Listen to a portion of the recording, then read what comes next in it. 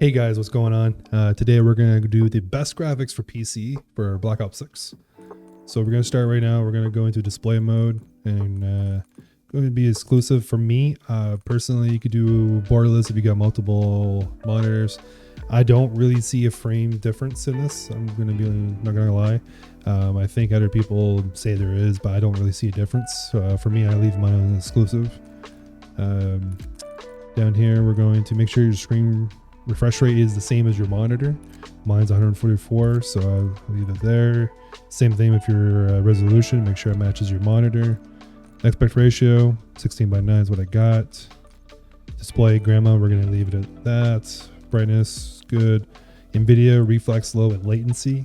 I put mine on boost because I want my GPU to be a little bit more higher frequency to keep up with my CPU because I'm running an older GPU. Your eco mode is efficiency. VSync's turned off. Custom rate. Now I put this at 144 because that's what my refresh rate is. Now later on we're going to get to the variable shading rate, whatever it's called. I'll show you when we get to it. That's really important to make sure you have that on. Reduce the menu render resolution. I put mine at native. I want my menu to look pretty crisp. Pause game rendering's turned off. Reduce quality when inactive is 10 minutes. Focus mode is 0. So that's it for the display. Remember, move over to the quality. Yeah, so the render resolution, I leave this 100. Thematic resolution, if you want this turned on, you can. It will be, whereas the adjustment is only done when the GPU is overloaded. In the minimal resolution reaches 50% of the rendering resolution. If you turn this on, you can actually make your render look a lot better. Your resolution, sorry. Personally, I just got it turned off because we're looking for the most frames. Because you turn that stuff up, you crank this up even higher what you have for normal resolution, your frames per second is going to drop right down. For upscaling, this is very important. For some reason, it defaults to this, but it's not really on that. Because if you put it on this and you apply settings, your frames will actually, for me, it drops down to like 80-90 frames. But right now, if I click NVIDIA DLSS, because my GPU can't do it, and I make sure on ultra performance with the NVIDIA DLSS sharpness at 100 and the VRAM scaled at 80 and hit apply, as you see, I go to the next tab and come back, it automatically defaults to Fidelity FX.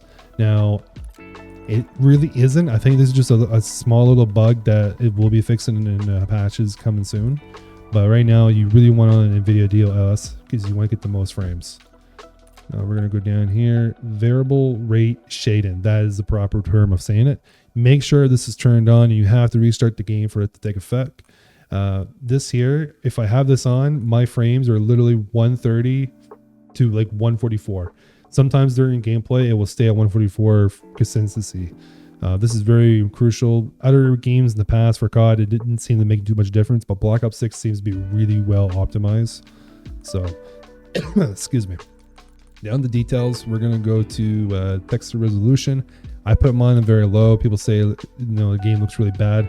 Look, I'm a competitive player, not pro, but I like to be competitive. I like to have the most frames I can get to get a slight advantage on the other guys. I keep mine on very low. As you see, you move up the ladder, your VRAM will go up more. You can put this on normal as long as you're underneath your target. I keep mine on very low just to give myself that room, which keeps my frames really high. Now, for the texture filter, I keep this on normal.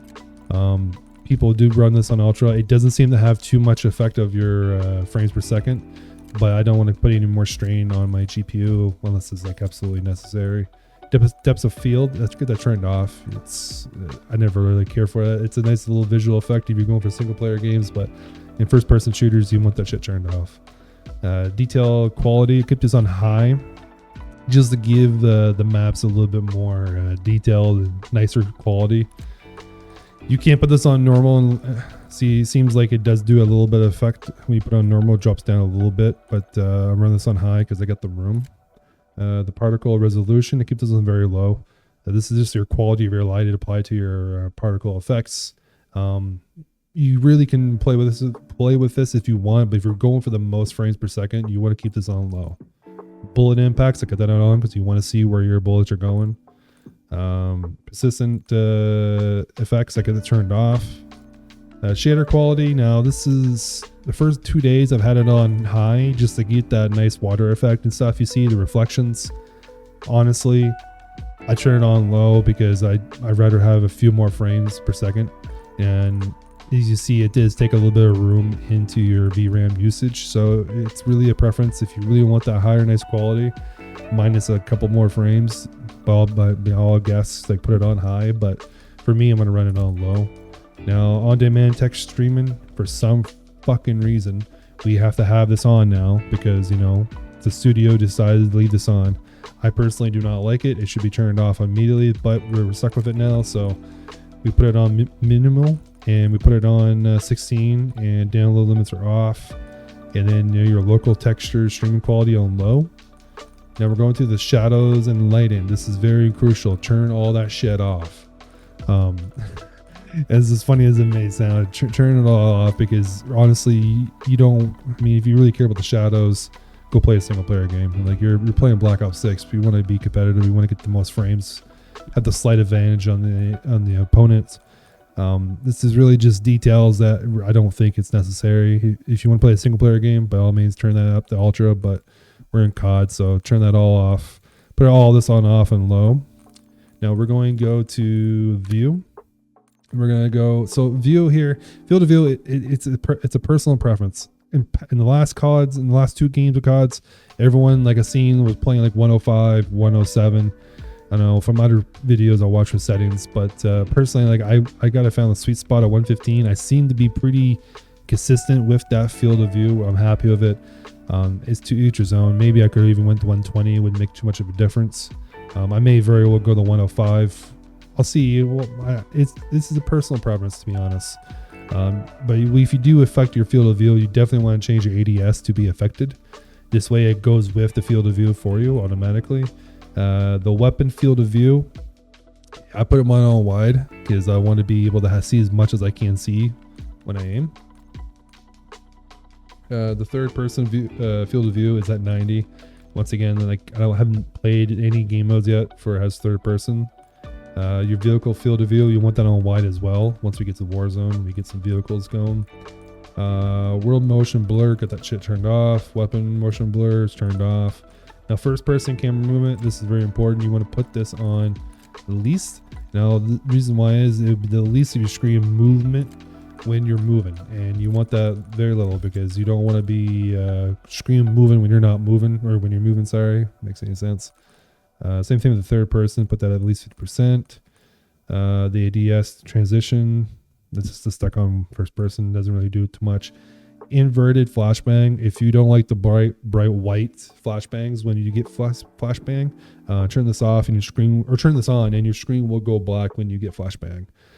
Might be nice, you know, if you're playing late at night and you don't want to burn your eyes, and we'll put that on. For that is pretty much the details and graphics for PC. I find I get the best frames for it. Once again, I'm only running a 2060 RTX. My CPU is a Intel i7 12 core 2700 KF. I think I got that right, at 4.7 gigahertz, 4.8. They branded as 5, but you know, for my GPU, this seems to be, I'm getting really decent graphics, or really decent frames per second. And I mean, I'm happy with it. I mean, and we'll be getting a 5070 next year, which will probably bump that up to 200, 250, maybe 300 frames per second, which honestly, I can't wait to see how Buttery Smooth is going to play even more. We go to audio. I can show you the audio settings. So we go here. I put this at 42. Now this is personally for my preference because I got an audio interface down below, which I can adjust the volumes a little bit differently than in the PC itself. But I put this at 42 because it's just a right enough volume. Because in Discord chats, I have this at 100%. There's no way I'm going to hear my teammates talking to me, my friends chatting or anything. You just can't hear. It's too fucking loud. So I put that at 42. Now, I don't really care for the music and stuff. I turn that down because I got Spotify. And then dialogue, I put that at 40. And effects is at 100% because I want to hear like grenades going off, flashbangs, anything like that. I try to put that as high as I possibly can. Speaker, headphones, sound, game sound device, pushes on whatever you have for a device. I left mine at default because it seems to be working with what I got for interface. Stereo for speaker output. Now, audio mix, people tend to be using different ones. For myself, I've been just using regular headphones. Maybe I should do the headphone bass booster, but I'm just gonna leave it on headphones for now. You do have an option to purchase some kind of personalized game file setting, whatever, which is the first time I've ever seen in Call of Duty. Some people say it's cheating because you're getting better sound hearing everybody else, but I don't know. I'm gonna wait a little bit before I decide to get that, or if I do. Mute the licensed music. Now this is great because some music may be licensed, and if you're streaming it, you want this muted. That way you won't get copyright striked for any of your videos, or if you do stream.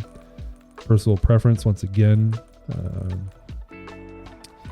And down here I got the get that turned off. Now hit marker preset. It's obviously a personal preference. I kind of like the nostalgia sound of classic, but to be honest, it's kind of overrated.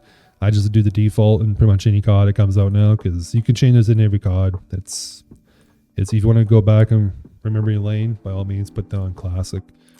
Voice chat, I'll put this at 8. This is the perfect volume for me. Once again, I got an audio interface, so adjust it on your own will, but I can hear my teammates perfectly good and it's not too loud. Make sure your voice chat's turned on, your proximity chat's on. Body shield chat, if you get hostage or you're getting someone be hostage with, turn this on. Yeah, you guys can talk back and forth.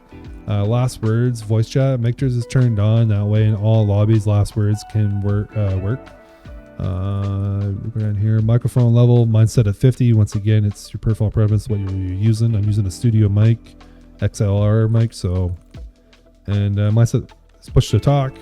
Once again, just a personal preference. Now, this is my in-game chat though, so. And my input device is using the microphone with NVIDIA broadcast. I use this because it's got a nice setting in there, which pretty much mutes out anything outside of my house right now. So you can't hear no one I'm talking upstairs or even beside me. It's really cool software. That's pretty much it for what I got, guys. Please give this video a like and subscribe. Subscribe.